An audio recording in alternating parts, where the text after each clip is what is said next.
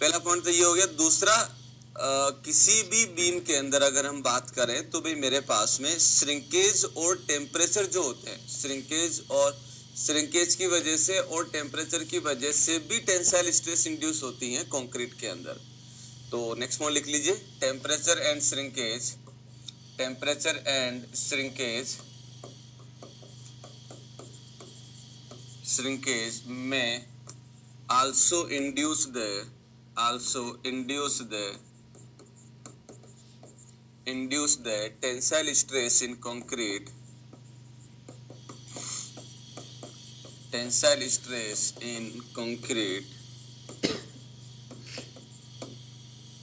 temperature and shrinkage may also induce the tensile stress in concrete।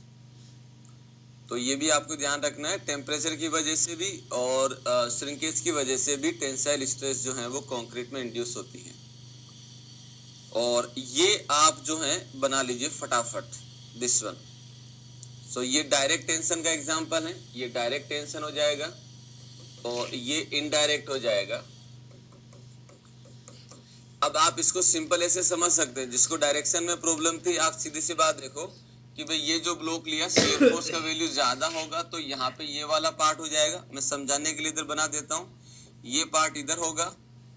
जैसे ही section के इधर आता हूँ तो यहाँ से नीचे अब कोई लोड लग नहीं रहा, ऊपर से लग रहा है, तो ये आ जाएगा कुछ ऐसे। This is the one, this is the vertical shear. Beam जब बेंट होगी तो इसका शेप यहाँ पे फोकस करना, ये कुछ ऐसे जाता है ऊपर की साइड, तो ये क्या होगा, ये जाएगा इधर की साइड और ये आ जाएगा इधर की साइड। तो बेंडिंग की वजह से ये हॉरिजॉन्टल शियर बनता है, हॉरिजॉन्टल शियर, और ये आ जाएगा मेरे पास में Q। और जब मेरे पास ऐसा सेक्शन बना तो इसके ऊपर शियर की वजह से ये कुछ इस तरीके से डिस्टॉर्ट होगा, तो ये डिस्टॉर्ट होता है कुछ ऐसे, और वही हमने बना रखा है। तो जिसको डायरेक्शन वाला पॉइंट था वो मैंने यहाँ पे लगा अपने original. Shivam, I hope it is clear. Prince का आंसर दे दिया। प्रमोद, ठीक है, W/, आपने क्वेश्चन शो किया है। मोहित अभी लिखे हो बेटा।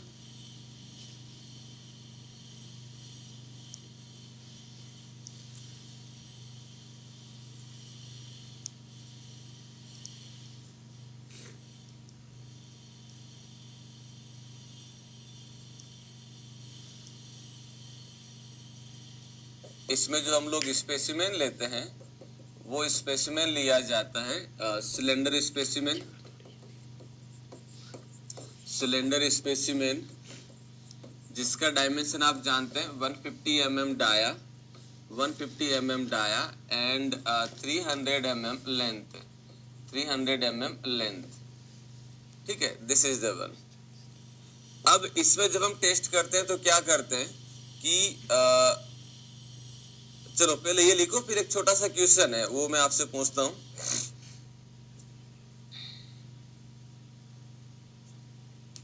फटाफट नोट करिए।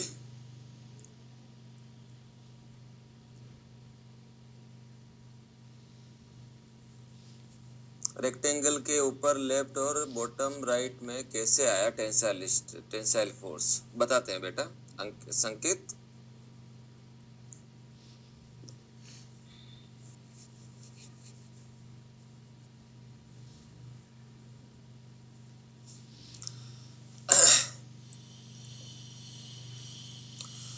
अब इसको आगे हम समझने की कोशिश करें तो क्या होगा। देखिए स्प्लिटिंग टेंसाइल टेस्ट हम लोग कैसे निकालते हैं और क्या होता है। तो अगर मैं, देखिए तो ऑनलाइन क्लास है अभी, तो आपका एक्सप्रेशन मुझे समझ में नहीं आएगा, बट हाँ आप आंसर जरूर दीजिएगा। अगर आपने कभी चीकू जो एक फ्रूट है, आपने कभी उसको ब्रेक किया होगा हाथ से, तो कैसे किया होगा, चीकू हाथ में लिया और इस तरीके से प्रेस किया, तो जैसे आप प्रेस करते हो तो एक लोड के ऊपर वो दो अलग अलग पार्ट में स्प्लिट हो जाता है। किसी भी सेक्शन का या किसी भी बॉडी का दो पार्ट में स्प्लिट में फेल हो जाना टेंसाइल फेलियर कहलाता है। जबकि हम लोड कौन सा अप्लाई कर रहे हैं, कंप्रेसिव लोड अप्लाई कर रहे हैं। तो अब अगर मुझे इसको एनालिसिस करना है या इसका वैल्यू निकालना है, तो मैं क्या करता हूं कि मेरे पास मान लीजिए सिलेंडर स्पेसिमेन है, इसको मैं लोड को कुछ ऐसे रखूंगा, स्पेसिमेन को कुछ ऐसे रखूंगा, और यहाँ पे इधर की साइड लोडिंग प्लेट लगाऊंगा ऐसे, और एक लोडिंग प्लेट लगाऊंगा ऐसे। तो जैसे मैं लोडिंग प्लेट इस तरीके से लगाता हूं, तो ये जो लोडिंग प्लेट है दोस्तों, यहाँ पे किसी भी एक पॉइंट के ऊपर टच होगी, एक लाइन पे टच होगी, क्योंकि सिलेंड्रिकल स्पेसिमेन है। तो यहाँ पे मेरे पास में क्या हो रहा है कि ये जो स्पेसिमेन है, लुक एट दिस, इसको मैं हॉरिजॉन्टली यूज करता हूँ, वर्टिकली नहीं। ये स्पेसिमेन आ जाएगा कुछ ऐसे, क्लियर। और मैंने इसके ऊपर क्या किया, यहाँ पे ये लोडिंग प्लेट को शो किया, this is the one, this is the loading plate. अब इसके ऊपर मैं लोडिंग कौन सा अप्लाई करूंगा, इसके ऊपर लोडिंग अप्लाई कर रहा हूं कंप्रेसिव लोड। जैसे आप चीकू को ब्रेक करते हो, सेम वही है। तो आपने यहाँ पे लोडिंग अप्लाई किया। जैसे ही आप लोड अप्लाई करते हैं तो क्या होगा, इस क्रॉस सेक्शन की अगर मैं बात करता हूं तो क्या होगा कि ये जो सेक्शन है, यानी कि जैसे आप इस पे लोड अप्लाई करेंगे तो आप कंप्रेसिव लोड अप्लाई कर रहे हैं, तो जिस पर्टिकुलर लोड के ऊपर ये दो पार्ट में स्प्लिट हो जाता है, जैसे चीकू फेल होता है, तो उसी फेलियर को हम लोग जो है स्प्लिटिंग टेंसाइल फेलियर बोलते हैं। तो जब हम बात करते हैं इसके अंदर, तो क्या होगा, ये जो है सेक्शन मेरे पास में इस तरीके से क्या होगा, इस वाले पार्ट में फेल होगा, बट फेलियर का डायरेक्शन जो होगा वो क्या हो जाएगा, फेलियर का डायरेक्शन हो जाएगा मेरे पास कुछ ऐसे।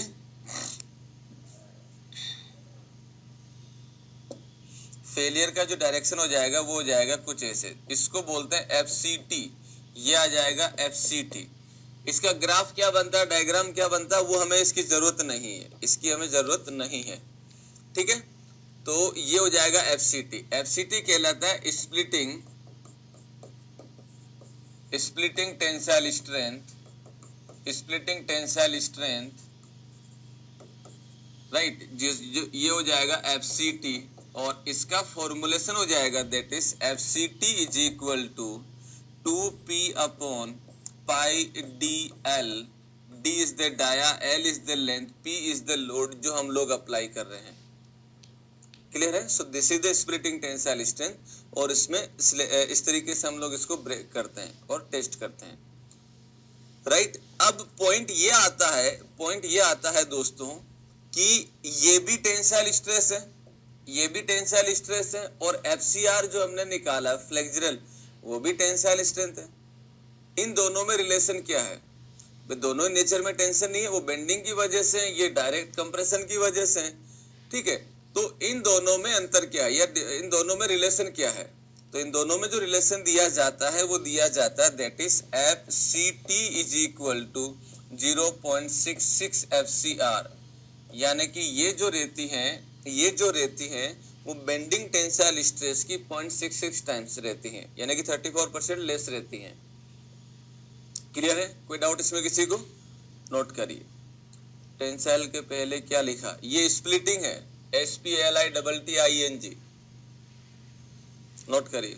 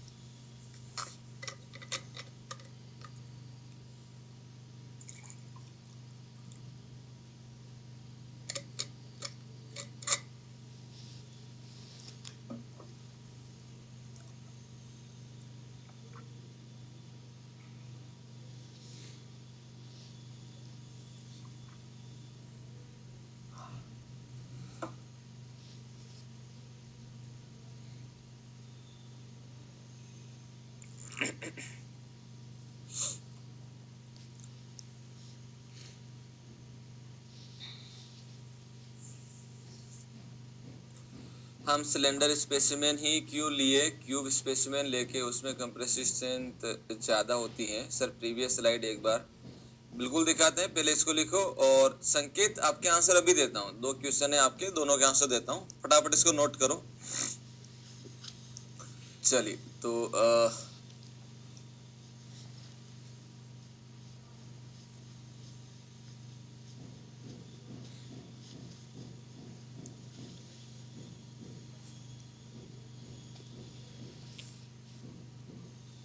चलिए सबने लिख लिया होगा ये तो ज्यादा स्ट्रेंथ आएगी।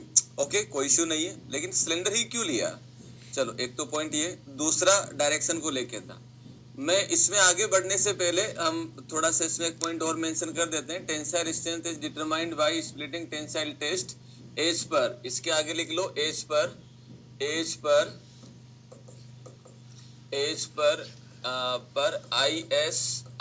516 एंड IS 5816 दोनों के द्वारा, IS 516 और 5816 कोड दोनों के द्वारा जो है हम लोग इसको टेंसाइल टेस्ट करते हैं। दोनों में हम लोग जो है इन दोनों कोड को लेके हम बात करते हैं। हालांकि 516 में सारे टेस्टिंग ऑफ कंक्रीट दे रखे हैं, बट IS 5816 आल्सो जो है प्रोसीजर्स को एक्सप्लेन करता है। तो दोनों कोड को हम लोग ले सकते हैं। दोनों ऑप्शन में नहीं होंगे, अगर दोनों होते हैं तो दोनों करेक्ट होंगे, बट ऐसा नहीं होगा कि दोनों ही ऑप्शन में दे दे। ये तो एक एड हो गया। अब यहाँ पे जो है कुछ बातें पूछी गई है कि भाई सर हमने सिलेंडर ही क्यों लिया, क्यूब क्यों नहीं लिया, क्यूब स्पेसिमेन क्यों नहीं लिया? तो पहले तो इसका आंसर देख लेते हैं, क्या है। तो माय डियर फ्रेंड्स एक चीज बताइए मुझे, आपको करना क्या है, चाहिए क्या, वो दिमाग में रखो। आपको ऐसा फेलियर चाहिए जहां पे सेक्शन दो पार्ट में ब्रेक हो जाए, टूट जाए, दो पार्ट में टूट जाए, क्रश ना हो। अगर मैं यहाँ पे मान लो क्यूब स्पेसिमेन लेता हूं, मान लीजिए मैंने क्यूब स्पेसिमेन लिया, फॉर एग्जांपल ये क्यूब स्पेसिमेन लिया, और इसके ऊपर जब मैं लोडिंग अप्लाई करूंगा तो काइंडली टेल मी, क्या इस लोडिंग में ये जो सेक्शन है, क्या इस तरीके का फेलियर, ऐसा फेलियर दे सकता है क्या? हाँ या ना? दो पार्ट में टूट जाना, पूरा इस तरीके से ब्रेक टूट जाना, दो पार्ट में, क्रश नहीं होना है। इसके अंदर जब आप देखोगे तो ये सेक्शन जैसे आप फेल होगा तो कुछ ऐसे हो जाएगा, क्रश हो जाएगा, बिखर जाएगा। जबकि मैं जब सिलेंडर स्पेसिमेन लेता हूं इस तरीके से और इसके ऊपर लोड लगाता हूं, तो ये जब फेल होगा तो आधा पार्ट इधर और आधा पार्ट इधर, इस तरीके से होगा। This is known as the splitting failure. So जिसने भी क्वेश्चन ये पूछा था कि सर क्यूब क्यों नहीं ले सकते, तो now please tell me, cylinder specimen में स्प्लिट होने की पॉसिबिलिटी ज्यादा है या क्यूब के अंदर? नो डाउट ये ज्यादा वैल्यू देगा, बट फेलियर वो नहीं देगा जो मैं चाहता हूं। I hope it is clear, जिसने भी डाउट ये पूछा था। दूसरा क्वेश्चन ये पूछा गया, फ्लेक्सुरल टेंशन और स्प्लिटिंग टेंशन में डिफरेंस क्या है? So you can understand, flexural ये स्प्लिटिंग टेंशन है, जहां पे कोई भी सेक्शन का दो पार्ट में ब्रेक हो जाना, जैसे चीकू होता है, फ्रूट जो है अपने पास, वो दो पार्ट में ब्रेक होता है, that is known as the splitting failure, splitting tensile failure, tension में फेल हुआ है। जबकि फ्लेक्सर क्या होता है, जैसे जैसे आप लोड लगाते हैं तो यहाँ पे क्रेक अपीयर होना बेंडिंग में, वो कहलाता फ्लेक्सुरल फेलियर। तो दोनों में डिफरेंस ये है, splitting failure is corresponding to the specimen under the compressive load, whereas the flexural failure या flexural tension is corresponding या belong to the bending tension. That is the difference.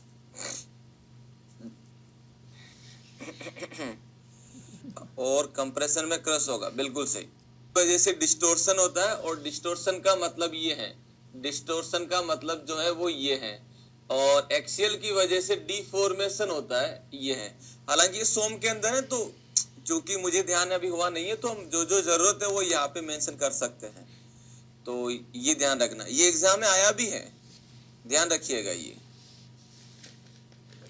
Diagram की जरूरत नहीं है, ये दोनों लिख लो।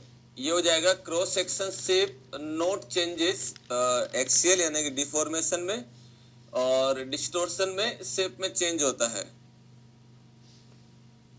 डायग्राम की जरूरत नहीं है। सोम जब हम देखेंगे तो उसके अंदर ये सारी बातें करेंगे।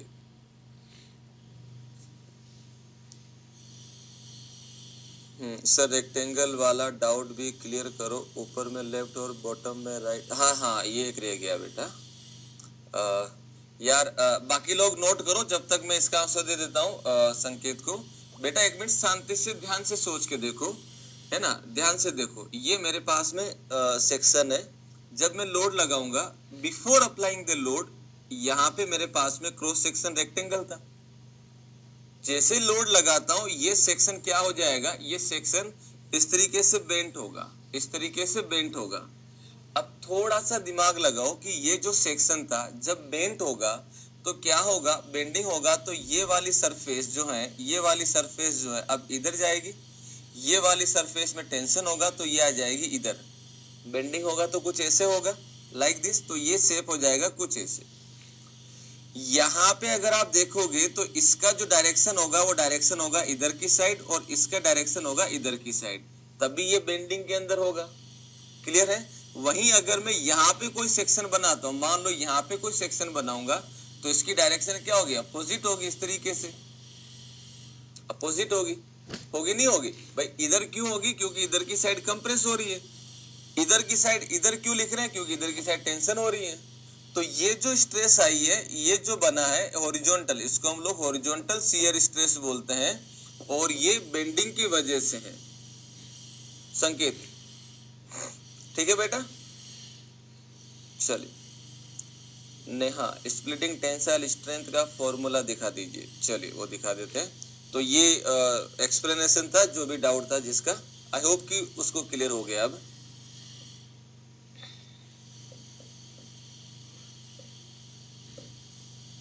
वेरी गुड, हट गया सारा, हट गया सारा। स्प्लिटिंग टेंसाइल स्ट्रेंथ का जो फॉर्मूला होता है that is FCT is equal to 2p upon pi D L, 2p upon pi D L. और एफसीटी और एफसीआर में जो रिलेशन होता है वो हो जाएगा this one.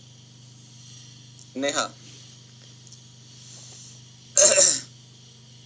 Rajan sir, in axial cross section shape is not change but volume. Volume देखिए, अगर मैं पॉइजन इफेक्ट दूंगा तो मेरे पास में वॉल्यूम कांस्टेंट रहेगा। अगर मैं पॉइजन इफेक्ट इंक्लूड कर लेता हूं देन द वॉल्यूम जो है वो कांस्टेंट रहेगा, लेकिन अगर नहीं करते हैं तो बदलेगा। ठीक है, तो वो सारी बातें हम लोग सोम में करेंगे। अभी इतना ही मैंने इसलिए बोला कि ये नॉर्मल जानकारी है, डिटेल में हम लोग जब सोम करेंगे तो उसके अंदर सारी बातें पॉइंट टू पॉइंट डिस्कशन करेंगे। आईएस कोड क्या था, आईएस कोड हमने जो लिखा था वो था IS 516 एंड IS 5816। लोग लाइव हैं, बहुत सारे स्टूडेंट लाइव हैं, और मैं चाहता हूं सब लोग आंसर दें। इसको मैं 1 कर देता हूं, इसको मैं 2 कर देता हूं, इसको मैं 3 कर देता हूं। आपको क्या करना है, इसको डिसेंडिंग ऑर्डर में लिखना है, बिना रटे। मैं लिख कुछ भी नहीं रहा हूं, आपको बताना है क्या होगा। फिर रिपीट कर रहा हूं, इन तीनों को डिसेंडिंग ऑर्डर में लिखना है। आपको जो कमेंट करना है उसमें या जो भी आपको सही लगे, 1 2 3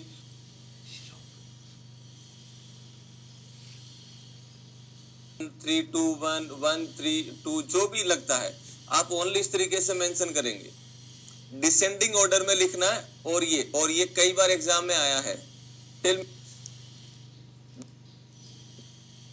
बट ठीक है, आंसर गलत है।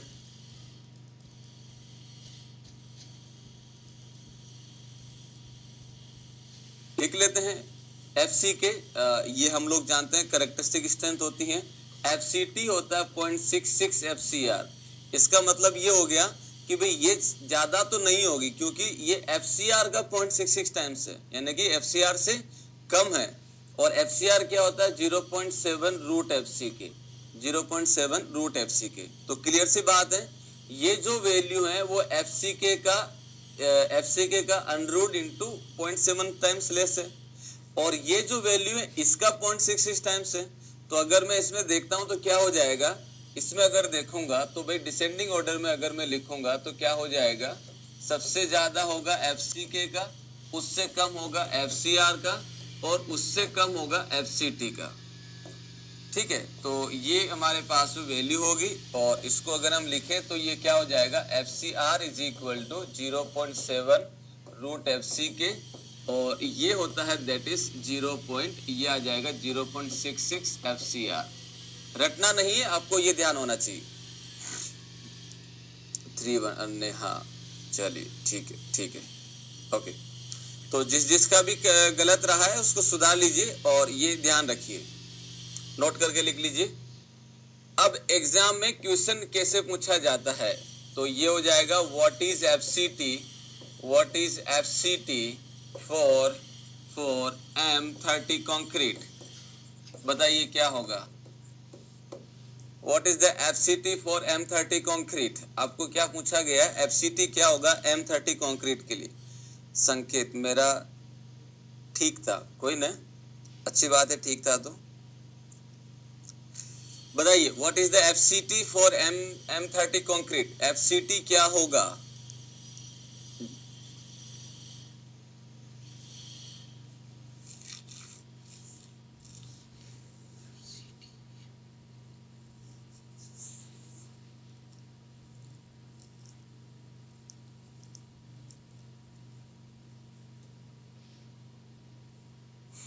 मेरा भी ठीक है।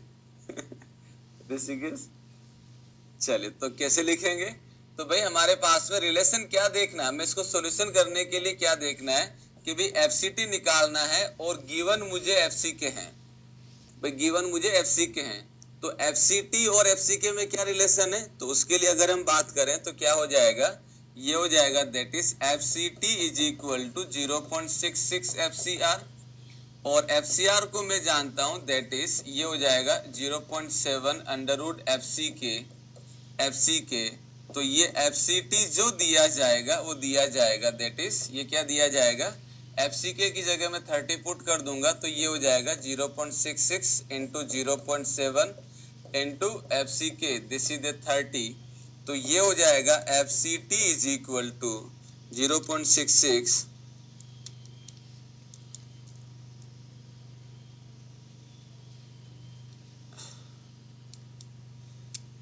So this value is the 2.53. This value is the 2.53 megapascal.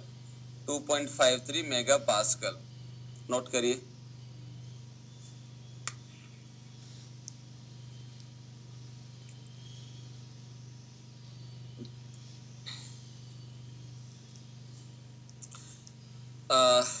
FCT का जो फॉर्मूला होता है, एक स्टूडेंट पूछ रहा है वापस स्लाइड दिखा दो, तो माय डियर ये होता है FCT का फॉर्मूला, और FCT और FCR में जो रिलेशन होता है वो ये होता है। बाकी जो पॉइंट लिखे हुए थे वो सारे हट गए, तो आप ये देख लो। नदीम 38.68 कहाँ से आ गया बेटा, कैलकुलेटर डेटा सही से पुट करो। संदीप 2.53 है ये।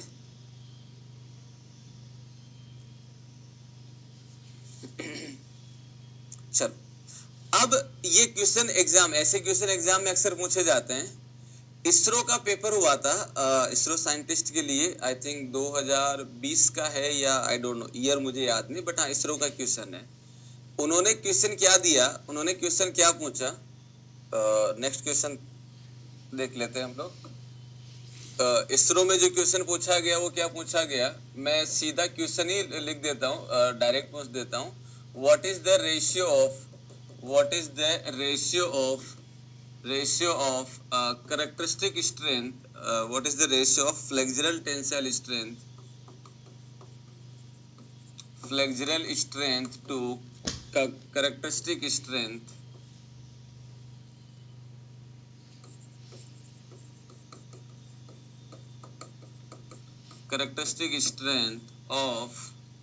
of M25 concrete, M25 concrete, ऐसा कुछ लैंग्वेज लिखा हुआ था। आपसे क्या पूछा गया है कि ये रेशियो क्या होगा या फैक्टर क्या होगा, flexural tensile strength to the flexural tensile strength to the characteristic compressive strength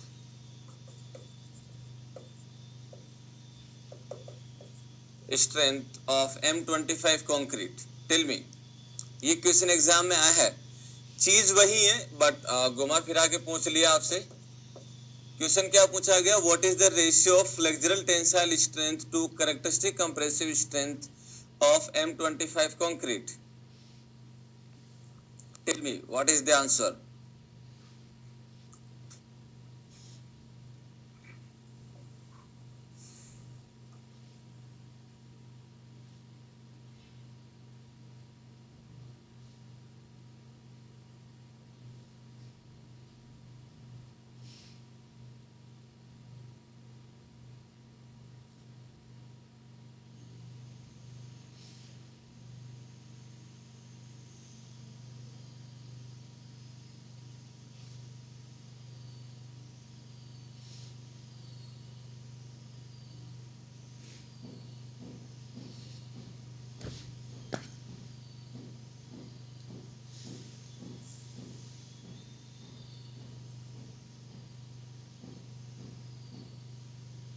ये इसरो में क्वेश्चन पूछा गया है, बताओ, फिर भी गलत कर रहे हैं। 0.66 को 2/3 कैलकुलेशन में यूज किया है। शुभश्री, स्वराज, अभिषेक, सिद्धार्थ, वीरेंद्र, चंदन, शिवम, बताओ।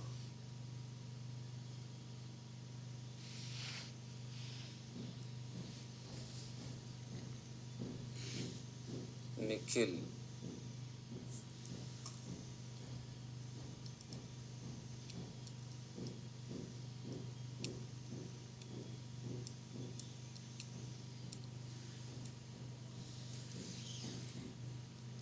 FCR से कैरेक्टरिस्टिक कंप्रेसिव स्ट्रेंथ FCK का रेशियो पूछा गया बेसिकली, और कुछ नहीं है, सिंपल सी बात है। तो FCR क्या होता है, FCR हो जाएगा 0.7 root FCK divided by FCK, और इसमें अब वैल्यू पुट करेंगे तो FCK दे रखा है 25, so this value is 0.7 25 divided by 25, सो ये सोल्व करेंगे तो ये वैल्यू आ जाएगा 0.14। तो इसके अलावा जो आंसर बन रहा है वो सारे गलत हैं, जिसका भी आंसर इसके अलावा आया है वो सारे गलत हैं। और एग्जाम में देखो चीज वही है, दैट्स वाई अब से बोला जाता है कि क्वेश्चन पढ़ो, समझो और अप्लाई करो, राइट? नोट कर लीजिए इसको quick.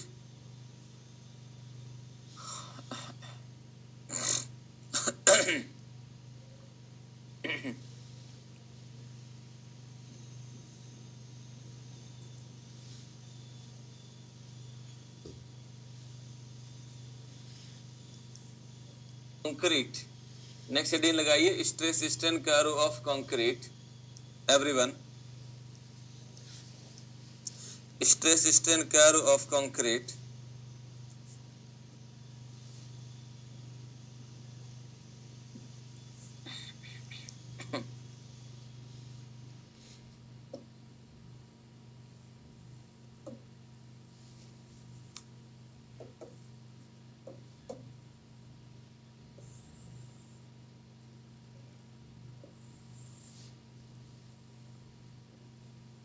This is the strain, this is the strain, और ये हो जाएगा stress, stress this is the sigma, हम ये जानते हैं, और ये होगा इधर की साइड, ये हो जाएगा strain, that is the epsilon, और epsilon that is the strain, और ये हो जाएगा इधर की साइड। अब मैं चाहता हूँ सब लोग ध्यान से सुने इसे और कोशिश करें समझने की। बड़ा आसान सा है, जो पॉइंट यहाँ पे बताऊंगा वही चीज हम आगे लिखेंगे, राइट? तो यहाँ पे हम देख लेते हैं that value is the percentage, हम लोग देख लेते हैं वैल्यू। सो हियर हो जाएगा this is the 0.1, this is the, ये जाएगा से यहाँ पे लिख देता हूँ मैं, दिस इज द 0.2, ये हो जाएगा 0.3, ये हो जाएगा 0.4, ये हो जाएगा 0.5, और ये हम लोग यहाँ पे परसेंटेज में वैल्यू शो कर रहे हैं, ये परसेंटेज में वैल्यू शो कर रहे हैं, और ये मेगा पास्कल में होगा, ये मेगा पास्कल में होगा, ठीक है? चलिए अब हमारे पास में अलग अलग ग्रेड ऑफ कंक्रीट है, that is the M15, M20, 25, 30, 35, 40, 45, 55, इस तरीके की ग्रेड ऑफ कंक्रीट है। इन सारी ग्रेड ऑफ कंक्रीट से हमने क्या किया, अलग अलग क्यूब बनाए और उनको टेस्ट किया। एक सैंपल लिया, सैंपल के अंदर 3 स्पेसिमेन है, तीनों का जो भी एवरेज वैल्यू आता है वो हमने सैंपल के लिए बता दिया, और उस ग्राफ जो भी वैल्यू आया है उसको हमने ग्राफिकली प्लॉट किया। प्लॉट करने से हमें जो वैल्यू मिला है वो क्या मिला, पहला जो वैल्यू मिला है M20 के लिए मान लेते हैं, M15 ले लेते हैं, तो M15 के लिए हमारे पास जो वैल्यू मिला है वो मिला है ग्राफ कुछ ऐसे, लुक एट दिस, ये मिला कुछ ऐसे, ये कर्व जो होगा वो हो जाएगा कुछ ऐसे, दिस इज द कर्व, ये हो जाएगा कुछ ऐसे। ये मान लेते हैं हम लोगों ने M15 के लिए कर्व बनाया। M20 के लिए अगर हम कर्व बनाते हैं तो M20 के लिए जो कर्व बनेगा वो बनेगा कुछ ऐसे, like this, this is for M20, ये हो जाएगा मेरे पास में M20 के लिए। अब आते हैं M25 के लिए, अगर हम M25 के लिए कर्व बनाएंगे तो वो बनेगा कुछ ऐसे, लाइक दिस। मैं 3 ग्रेड के लिए बना देता हूँ, M25 के लिए कर्व बना कुछ ऐसे, इसी तरीके से 30, 35 के लिए कर्व बनता जाएगा। अगर मैं इसमें थोड़ा सा ध्यान दूं तो क्या पता लग रहा है, सारी ग्रेड के लिए, लगभग सारी ग्रेड के लिए जितने भी ग्रेड हैं उन सब के लिए पीक स्ट्रेस यानी कि मैक्सिमम स्ट्रेस यानी कि मैक्सिमम लोड वैल्यू जहां पे मिलेगा वो लगभग मतलब सबके लिए अप्रोक्सीमेटली ये जो वैल्यू मिलता है, पीक स्ट्रेस जो मिलता है, this is the peak point, this is the peak point. तो जो पीक मिलता है वो 0.2% स्ट्रेन के रेस्पेक्ट में मिलता है, 0.2%, क्योंकि परसेंट में बता रहे हैं तो वैल्यू हो जाएगा 0.002। तो 0.002 स्ट्रेन के रेस्पेक्ट में हमें लगभग सारी ग्रेड के लिए पीक पॉइंट मिलता है। इसके बाद में सेक्शन फेल हो जाएगा, इसके बाद में सेक्शन क्या हो जाएगा, फेल हो जाएगा, ठीक है। और ये हम जो बात कर रहे हैं वो बात कर रहे हैं किसके अंदर, जब हमने कोई भी एक क्यूब लिया और इसमें हमने लोड अप्लाई किया, अब लोड अप्लाई जो कर रहे हैं स्ट्रेन कंट्रोल लोडिंग है। नेचर ऑफ लोड क्या है, axial compressive load, axial compressive load, this is the axial compressive load. तो एक्सियल कंप्रेसिव लोड के अंदर किसी भी कंक्रीट में मैक्सिमम स्ट्रेन कितना आता है, मैक्सिमम एक्सियल स्ट्रेन कितना आएगा, दैट इज 0.2%, माने 0.002। एक्सियल कंप्रेसिव लोड लगा है तो इसके रिस्पेक्ट में जो स्ट्रेन हमें मिल रही है दैट इज द 0.002। तो maximum axial compressive strain for all grade of the concrete या ओनली कंक्रीट, सबके लिए एक जैसा है, तो दैट वैल्यू इज द 0.002। ठीक है, कोई डाउट इसमें किसी को? तो पहला पॉइंट हमारे पास क्या हो जाएगा कि भाई peak stress is reach for all grade of concrete is about 0.002 strain या 0.2% स्ट्रेन, ऐसा हम लोग लिख सकते हैं। चलिए अच्छी बात, ये तो पहला पॉइंट हो गया। दूसरा पॉइंट आता है क्वेश्चन में कि भाई हमारे पास कंक्रीट कैसा है, कैसा मतलब डक्टाइल है या ब्रिटल है, नहीं पता। पहले तो आप यही बताओ कि डक्टाइल और ब्रिटल में अंतर क्या है। अगर ये पता होगा, क्योंकि 100 मैंने करा नहीं है तो डक्टाइल और ब्रिटल के बारे में आइडिया है नहीं, पहले ये बता दो डक्टाइल और ब्रिटल का मीनिंग क्या है। अगर वो पता होगा तो बता दूंगा कौन सी ये जो कंक्रीट है वो डक्टाइल या ब्रिटल है।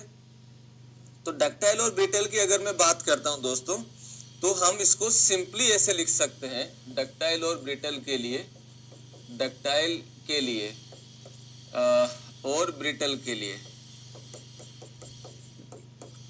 तो मैं डक्टाइल में ये जानता हूं कि कोई भी बॉडी या कंपोनेंट अगर ज्यादा एलोंगेट होता है, that property is known as the ductility. कोई भी बॉडी लेस एलोंगेट हो रही है या जीरो हो रही है, बिल्कुल भी नहीं हो रही है, तो उसको बोला जाता है ब्रिटल इन नेचर। तो डक्टाइल क्या हो जाएगा, property to more elongate, property to more elongate, और ये हो जाएगा property to less elongate, less elongate या जीरो, बिल्कुल भी एलोंगेशन नहीं दे रहा या डिफॉर्म नहीं हो रहा, ऐसा हम बोल सकते हैं। अब सर यहाँ पे फिर हमें डाउट आ गया। क्या डाउट आ गया सर? हमने 8वीं क्लास में पढ़ा था कि भाई 8वीं या 8th या 9th स्टैंडर्ड हमने ये पढ़ा था कि मोर और लेस रिलेटिव पैरामीटर है। मोर और लेस रिलेटिव पैरामीटर है, ये हमने 9th क्लास में सीखा है। 1 किलोमीटर छोटा भी है और बहुत बड़ा भी है। अगर मैं इसको 1,00,000 किलोमीटर से 1,00,000 किलोमीटर से कंपेयर करूंगा तो बहुत छोटा हो गया, नेग्लिजिबल हो गया। लेकिन अगर मैं इसको 1 mm से कंपेयर करूंगा तो बहुत बड़ा हो गया। तो एक ही बॉडी, एक ही डायमेंशन या एक ही पैरामीटर छोटा भी है और बड़ा भी है, डिपेंडिंग कि आप कंपेयर किससे कर रहे हैं। तो फिर आप पहले ये भी बताओ मोर और लेस किसके रिस्पेक्ट में, चलो वो भी बात कर लेते हैं। तो अब मैं यहाँ पे जो है 2 चीजें आपको बता देता हूँ, सिंपली हम देखते हैं। तो क्या देखते हैं, देखिए अगर मैं यहाँ पे 2 कर्व बना देता हूँ, ये मैं स्टील स्ट्रक्चर सब्जेक्ट है, आपके पास में स्टील स्ट्रक्चर सब्जेक्ट है, उससे मैं ग्राफ बना रहा हूँ, राइट। और ये हो जाएगा, ये माइल्ड स्टील के लिए ग्राफ बनता है, थोड़ा बहुत आपको आइडिया होगा, ये माइल्ड स्टील के लिए ग्राफ बनता है, ठीक है। और माइल्ड स्टील के अंदर अगर हम देखें तो दोस्तों यहाँ पे आपको मिलेगा that is the FU ultimate stress, और यहाँ पे आपको मिलता है this is the FY, this is the FY। तो इसके अंदर अगर हम देखें, इसमें अगर हम देखें तो भाई मेरे पास में ये जो बॉडी होती है इसमें अलग अलग प्रॉपर्टी आती है। यहाँ पे ये फेल हो जाता है, FR फ्रैक्चर हो जाता है यहाँ पे, क्लियर है। और अगर मैं यहाँ पे ग्राफ बनाता हूँ, लुक एट दिस, तो ये ग्राफ बनता है कुछ ऐसे लाइक दिस, ये बनेगा HYSD स्टील के लिए, HYSD स्टील के लिए, और ये पॉइंट हो जाता है FU, और ये आ जाएगा FU, और ये पॉइंट आता है FR फ्रैक्चर, FR फ्रैक्चर। तो ये आपके पास में HYSD स्टील के लिए होता है, this is for HYSD steel. तो अगर मैं यहाँ पे बात करता हूँ तो भाई मेरे पास मैक्सिमम यानी कि पीक पहुंचने के बाद में और फेल होने से पहले, फ्रैक्चर होने से पहले, फ्रैक्चर का मतलब 2 पार्ट में टूटने से पहले जो बॉडी ज्यादा एलोंगेट दे रही है उसको हम लोग जो है क्या बोलेंगे, ज्यादा डक्टाइल बोलेंगे। और जो बॉडी कम एलोंगेट दे रही है उसको हम लोग क्या बोलेंगे, लेस एलोंगेट बोलेंगे। ज्यादा एलोंगेट को हम डक्टिलिटी से रिप्रेजेंट कर देते हैं, लेस एलोंगेट को हम लोग जो है ब्रिटल से रिप्रेजेंट कर देते हैं। तो अगर मैं HYSD स्टील और माइल्ड स्टील दोनों में कंपेयर करता हूं तो इट इज क्लियरली विजिबल कि भाई माइल्ड स्टील में ज्यादा एलोंगेशन हो रहा है फेल होने से पहले, जबकि HYSD स्टील में कम हो रहा है। सो हम लोग ये बोलते हैं कि माइल्ड स्टील ज्यादा डक्टाइल है, किसके रिस्पेक्ट में, HYSD स्टील के रिस्पेक्ट में, HYSD स्टील के रिस्पेक्ट में। So mild steel is more ductile as compare with the HYSD steel, clear. अगर मैं यहाँ पे एक ग्राफ और प्लॉट कर लेता हूँ, अगर मैं यहाँ पे ग्राफ की अगर मैं कंबाइंड ग्राफ शो कर देता हूँ तो भाई मेरे पास में ये ग्राफ बन रहा है एल्यूमिनियम के लिए, और ये ग्राफ बन रहा है माइल्ड स्टील के लिए, और ये ग्राफ बन रहा है मेरे पास में HYSD स्टील के लिए। This is for mild steel, this one. और मैं ये अच्छे से जानता हूं, अभी जो हमने जो बातें करी हैं उसके हिसाब से अगर मैं बात करता हूं, उसके हिसाब से अगर मैं बात कर रहा हूं तो क्या होगा, लुक एट दिस। तो इसमें क्या हो जाएगा दोस्तों मेरे पास, दैट इज कि यहाँ पे आपको पीक मिल रहा है, यहाँ पे पीक मिल रहा है, ये इसका FR है, ये इसका FR है, ये इसका FR है। अब अगर मैं इन तीनों को कंपेयर करता हूं, इसका मतलब क्या हुआ कि भाई एल्यूमिनियम, माइल्ड स्टील और HYSD स्टील अगर मैं कंपेयर करता हूं तो इन दोनों को कंपेयर करता हूं तो क्या होगा, एल्यूमिनियम इतना एलोंगेट होके फेल हो रहा है, माइल्ड स्टील इतना एलोंगेट होके फेल हो रहा है, और HYSD स्टील इतना एलोंगेट होके फेल हो रहा है। अगर मैंने माइल्ड को और एल्यूमिनियम को कंपेयर किया है तो एल्यूमिनियम ज्यादा डक्टाइल है माइल्ड के रिस्पेक्ट में, तो माइल्ड स्टील ब्रिटल बन गया एल्यूमिनियम के रिस्पेक्ट में। उल्टा भी है, अगर मैं इन दोनों को कंपेयर करूंगा तो माइल्ड स्टील में ज्यादा एलोंगेट हो रहा है HYSD के रिस्पेक्ट में, तो माइल्ड स्टील ज्यादा डक्टाइल हो गया HYSD स्टील के रिस्पेक्ट में। इसका उल्टा HYSD ज्यादा ब्रिटल है माइल्ड स्टील के रिस्पेक्ट में। तो ये हम लोग देख सकते हैं किसमें, स्टील स्ट्रक्चर जो कि आपका सब्जेक्ट है जिससे हम डिस्कशन करेंगे, तो ये सारी चीजें वहीं पे भी होगी। तो यहाँ पे मैं क्या लिख देता हूं, mild steel is more ductile, mild steel is more ductile, is more ductile, more ductile than HYSD steel, HYSD steel. हम रट के नहीं लिख रहे हैं, जो ऊपर स्टेटमेंट लिखा है उसी से हमने कंक्लूजन निकाला है। क्लियर? अब ये तो बातें हमने स्टील स्ट्रक्चर से देखी, अब हम बात कर लेते हैं स्ट्रेंथ ऑफ मटेरियल से भी, सोम से भी हम लोग बात कर लेते हैं, सोम से भी बात कर लेते हैं। चीज वही है, सोम ने इसकी अलग चीज को ध्यान में रख के बात करी। सोम क्या कहता है, सोम ये कहता है कि यार FY के बाद में बॉडी में ज्यादा एलोंगेशन आता है, FY के बाद में बॉडी में ज्यादा एलोंगेशन आता है, तो मैं यहाँ पे टर्म्स लिख देता हूं, this is epsilon Y, strain at yield point और strain at ultimate point, strain at ultimate point. अब इसके इधर जो रहता है इसको हम लोग बोलते हैं इलास्टिक रेंज, इसको हम लोग क्या बोलते हैं, इलास्टिक रेंज, इलास्टिक रेंज। इसके इधर जो रहता है, इसके इधर जो रहता है उसको मैं प्लास्टिक रेंज भी बोल सकता हूं या पोस्ट इलास्टिक रेंज भी बोल सकता हूं, या क्या बोल सकता हूं, post elastic range, post elastic range भी बोल सकता हूं, यानी कि PER पोस्ट इलास्टिक रेंज भी बोल सकता हूं।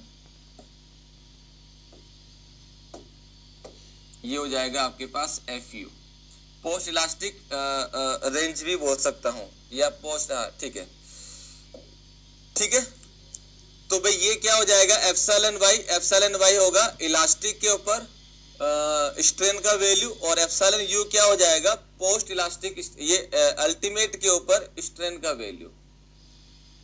अब सोम क्या कहता है, सोम ये कहता है, मैं इसको इधर लिख देता हूं, सोम ये कहता है कि अगर सोम से अगर हम बात करें तो post elastic strain, post elastic strain, post elastic range, अगर post elastic strain, strain not range, post elastic strain, यानी कि स्ट्रेन का मतलब ये हो गया कि ये मैंने रेंज लिख रहा हूं तो इसके आगे यहां से लेके यहां तक की बात होगी, लेकिन जब मैंने स्ट्रेन लिख दी तो मैं लिमिट कर दे रहा हूं इन दोनों के बीच की, FU और FY के बीच की बात। तो पोस्ट इलास्टिक स्ट्रेन PES जो वैल्यू हम लोग लिखते हैं that is epsilon y plus epsilon u by two, अगर लेस देन 5% है तो ये मेरे पास में होगा ब्रिटल, ये मेरे पास में हो जाएगा ब्रिटल, और अगर ग्रेटर देन 5% है तो ये हो जाएगा मेरे पास में डक्टाइल, ये हो जाएगा डक्टाइल। ये सोम से कहते हैं, स्ट्रेंथ ऑफ मटेरियल हम लोग बात करते हैं, ठीक है। कोई डाउट इसमें किसी को? तो पोस्ट इलास्टिक स्ट्रेन PES यानी कि epsilon y plus epsilon u by 2, अगर इसका वैल्यू लेस देन 5% आता है तो ब्रिटल होगा, और अगर 5% से ज्यादा है तो डक्टाइल होगा। किसका 5% क्या वगैरह वो सोम में हम बात करेंगे, बट ये फैक्ट पूछे जाते हैं तो ध्यान रखना है। तो डक्टाइल और ब्रिटल क्लियर हो गया सबको। डक्टाइल का मतलब कोई भी बॉडी फेल होने से पहले अगर ज्यादा एलोंगेट देती है, एलोंगेशन देती है तो डक्टाइल होगा, और अगर बहुत कम देती है, 0 देती है तो ब्रिटल होगा। सिंपल सी बात, ये नोट करके आपको लिख लेना, मैं जहां बोलूं वहां पे लिखना, अभी नहीं, अभी नहीं अभी हम बात करें इधर को लेके। चलो, तो पहला पॉइंट इसमें ये निकल गया कि वे सारी कंक्रीट के लिए पीक स्ट्रेस जो मिलता है वो 0.002 स्ट्रेन के रिस्पेक्ट में मिलेगा, यानी कि 0.2% स्ट्रेन के रिस्पेक्ट में मिलेगा।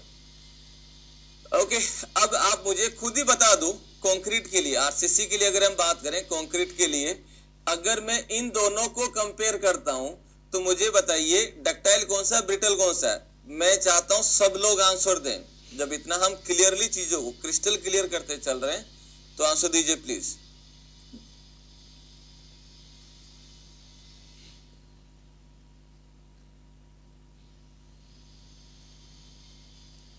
M20 और 15 इन दोनों में अगर हम कंपेयर करें which is more ductile, ductile कौन सा ये बता दो, दूसरा ऑटोमेटिक ब्रिटल हो जाएगा। Answer please. स्क्रीन को ऊपर नीचे करके लिखिए सर ताकि डेटा खत्म ना हो जाए। मतलब वीडियो में चल क्या रहा है उसके ऊपर भी डिपेंड करता है डेटा कैसे होगा।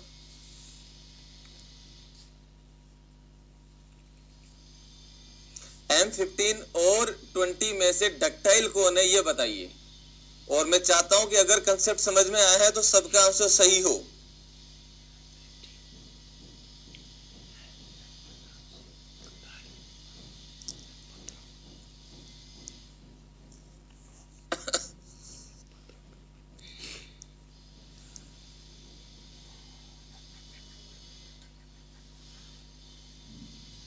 संकेत बीच में है, तुम आंसर इसका दे रहे हो हैं प्रिंस।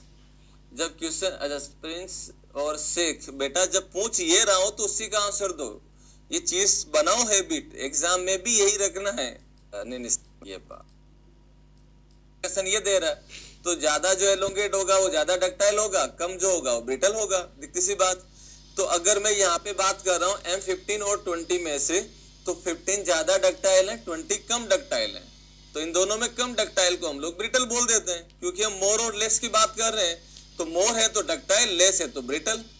तो M20 अगर मैं यहाँ पे बात करता हूँ M15 और M20 में तो ये डक्टाइल हो गया, ये ब्रिटल हो गया। अब इन दोनों में कंपेयर करते हैं अगर हम M20 और 25 में, 20 और 25 में। अब मुझे बताइए 20 क्या है, अब मुझे बताइए 20 क्या है, डक्टाइल है या ब्रिटल है।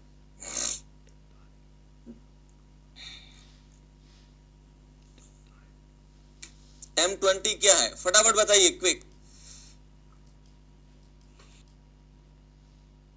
एक ही ग्रेड ब्रिटल भी दे रहा है और डक्टाइल भी दे रहा है, सेम प्रॉपर्टी दे रहा है। आगे समझ में, डिपेंड करता है कंपेयर किससे कर रहे हो। अगर आपने इस ग्रेड को लोअर ग्रेड से अगर कंपेयर किया है तो ये ब्रिटल बन जाएगा, अगर हायर ग्रेड से कंपेयर किया है तो डक्टाइल बन जाएगा। तो कंक्लूजन ये निकला, कंक्लूजन क्या निकला, कंक्लूजन ये निकला कि भाई लोअर ग्रेड ऑफ कंक्रीट जो है, लोअर ग्रेड ऑफ कंक्रीट जो है वो डक्टाइल होता है हायर ग्रेड ऑफ कंक्रीट के रिस्पेक्ट में। Low strength of concrete is more ductile as compare to high strength concrete and vice versa. Higher grade of concrete is more brittle as compare to low strength concrete. ये ESC के objective में चीज आ रखी है। Low strength concrete is as compare to high strength concrete, more ductile, more brittle, constant, और चौथा option I don't know क्या था उसमें। तो क्या होगा, low strength concrete is more ductile as compare with the high strength concrete. Clear, ये चीज ऑलरेडी पूछी जा चुकी है। अब एग्जामिनर ने क्या किया, इसी चीज को अलग नेचर में लैंग्वेज बदल दी। लैंग्वेज क्या बदल दी, उनको ये पता है कि low strength concrete is more ductile as compare to high strength concrete, और डक्टाइल का मतलब ज्यादा एलोंगेट होना, ज्यादा एलोंगेट का मतलब बहुत ज्यादा डिफॉर्म हुआ है। अब उन्होंने क्या करा, इस चीज को अलग लैंग्वेज में पूछा। क्या पूछा, फेलियर स्ट्रेन।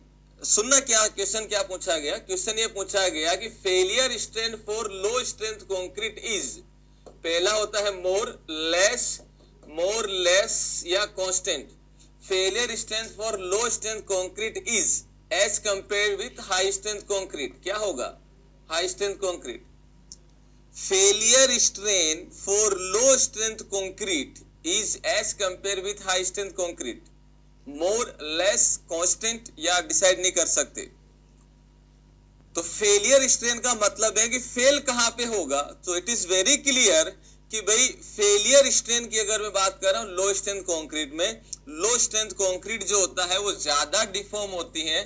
तो दिखती सी बात है, ज्यादा डिफॉर्म हुआ इसका मतलब स्ट्रेन वैल्यू ज्यादा है, स्ट्रेन वैल्यू ज्यादा है। तो लुक एट दिस, M15 के लिए ये स्ट्रेन वैल्यू है, this is the failure strain, this is the failure strain, और M20 के लिए this is the failure strain. तो ये वैल्यू अगर मैं देखता हूं तो भाई लो स्ट्रेंथ कंक्रीट के लिए ज्यादा हो जाएगा as compare with high strength concrete. तो failure strain low strength concrete के लिए ज्यादा वैल्यू देगा, ज्यादा होगा लो स्ट्रेंथ कंक्रीट के लिए अगर मैं हाई स्ट्रेंथ कंक्रीट से कंपेयर करता हूं तो। एंड इसका उल्टा क्या हो जाएगा, हाई स्ट्रेंथ कंक्रीट के लिए failure strain STRAIN failure strain less होगा, किसके रेस्पेक्ट में, लो स्ट्रेंथ कंक्रीट के रेस्पेक्ट में।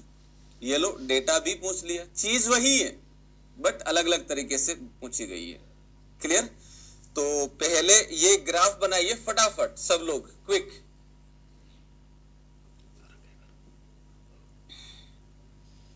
हेडिंग आप लोगों ने लगा लिया होगा, this is the stress strain curve of the concrete, and ये ग्राफ बनाइए फटाफट।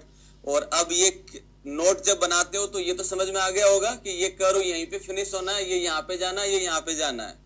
अगर किसी स्टूडेंट का ग्राफ M25 का ये चला गया और 20 का अगर ये रह गया तो इसका मतलब वो ओनली सुना है, समझा नहीं है।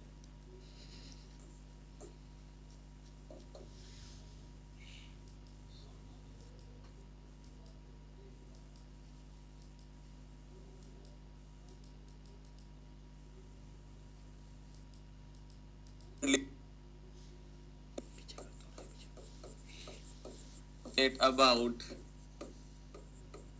अबाउट 0.2%, यानी कि 0.002 स्ट्रेन। तो पीक स्ट्रेस जो होती है वो 0.2% स्ट्रेन या 0.002 स्ट्रेन के रिस्पेक्ट में मिलती है। ठीक है, दूसरा हो जाएगा low strength concrete.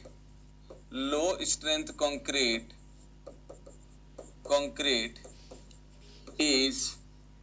is more ductile as compare with high strength concrete, as compare with high strength concrete,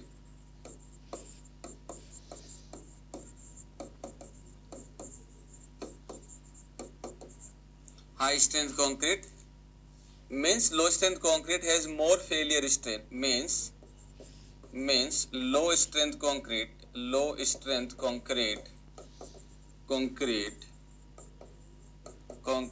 has more failure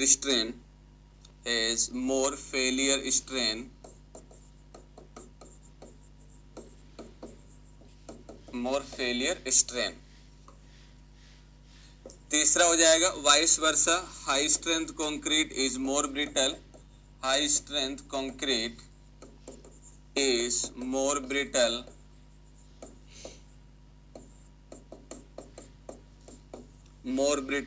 as compare with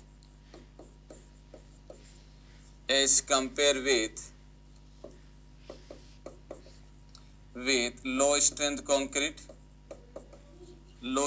concrete means high strength concrete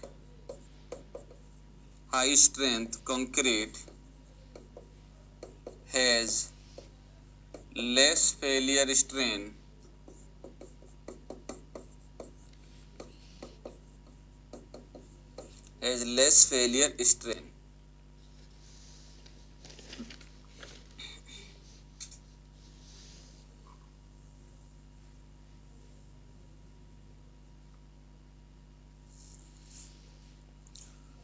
ductile और strength का direct relation delta is equal to PL upon AE। Sandeep,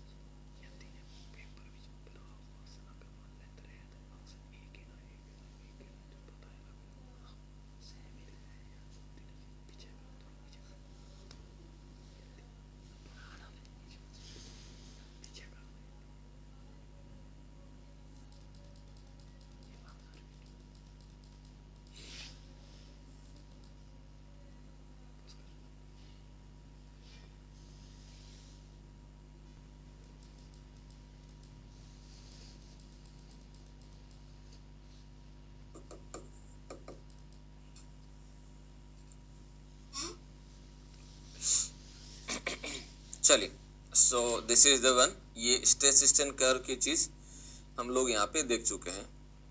now note 2 करके लिखिए, this was the note 1 and note 2 हो जाएगा if strength of concrete, if strength of concrete at 28 days अगर मैं 1.0 FC के मान लेता हूँ, अगर मैं ये मान लेता हूँ कि भाई मेरे पास में कंक्रीट की स्ट्रेंथ 28 डेज पे अगर 1 है, तब उस केस में अगर हम देखें तो 7 डेज पे स्ट्रेंथ कितनी होगी, तो 7 डेज पे जो स्ट्रेंथ हो जाएगी दैट इज 0.7 FCK होगा, यानी कि 30% लेस, यानी कि 30% लेस। और 28 डेज पे देखेंगे तो 28 डेज पे ये जो वैल्यू होगा ये हम ऑलरेडी लिख चुके हैं 1.0 FCK। और अगर मैं 6 मंथ पे देखता हूँ, 6 मंथ पे देखता हूँ तो ये जो वैल्यू हो जाएगा 1.2 FCK, यानी कि ये हो जाएगा 20% मोर, यानी कि ये हो जाएगा 20% मोर। क्लियर? यानी कि अगर आपसे एग्जांपल में ये पूछा जाए कि भाई for M25 concrete, N25 concrete, what is the strength eight 7 days, what is strength eight 7 days, M25 concrete के लिए 7 डेज पे स्ट्रेंथ कितनी होगी, कैसे निकालेंगे?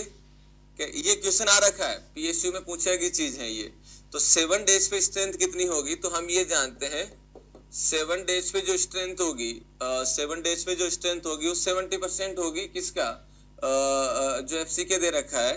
So that value is 0.7 into 25, तो ये हो जाएगा आपके पास that is 0.7 into 25, so this value will be 17.5, this value will be 17.5 megapascal, approx इसके बराबर रहता है।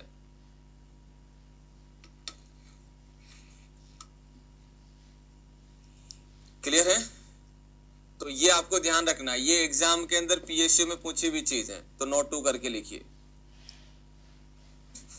संकेत FU क्या है, FU अल्टीमेट टेंसाइल स्ट्रेंथ संकेत, और FY जो होता है यील्ड स्ट्रेंथ होता है।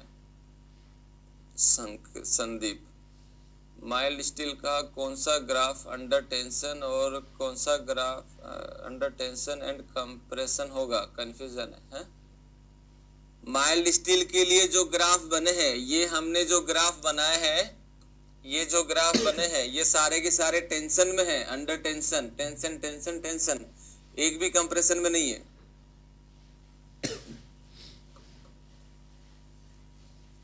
स्टील लगाते हैं इसलिए ताकि कंक्रीट की टेंसाइल कैपेसिटी बढ़ा सके।